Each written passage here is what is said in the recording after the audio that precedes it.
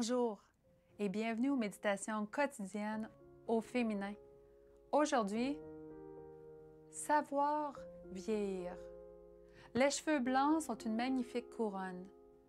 C'est sur la voie de la justice qu'on la trouve. Proverbe 16, verset 31. On transportait une femme de 92 ans environ dans une maison de retraite, alors qu'elle avait été longtemps attendue avant d'y être acceptée.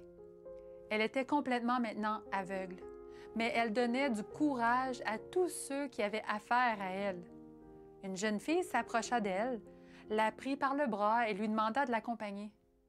Dans l'ascenseur, pendant la montée, la vieille dame demanda à la jeune fille de lui expliquer la disposition de sa nouvelle chambre.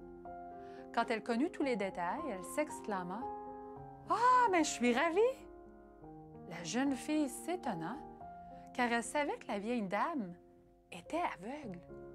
Aussi demanda-t-elle « Comment pouvez-vous être si ravie? Vous ne l'avez même pas vue. » « Que la chambre me plaise ou non, » fut la réponse, « ne dépend pas de la disposition des meubles, mais de la façon dont j'organise mes pensées.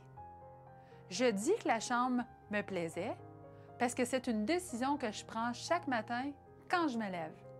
Je peux passer la journée en pensant à mes difficultés ou bien je peux passer la journée à me sentir reconnaissante pour les facilités dont je dispose.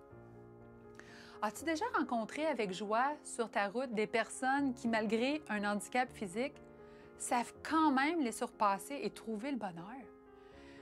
J'ai eu affaire à des jeunes qui ne savent même pas comment surmonter leur embarras financier. Face à leurs difficultés, ils ne peuvent que se lamenter de leur situation au lieu de lutter pour trouver une solution. J'ai aussi rencontré des femmes qui, affectées par le poids des années, ont pour seul but de s'asseoir dans un vieux fauteuil pour regarder passer le temps. Je me souviens de mon grand-père maternel. Il fut longtemps lui-même aveugle.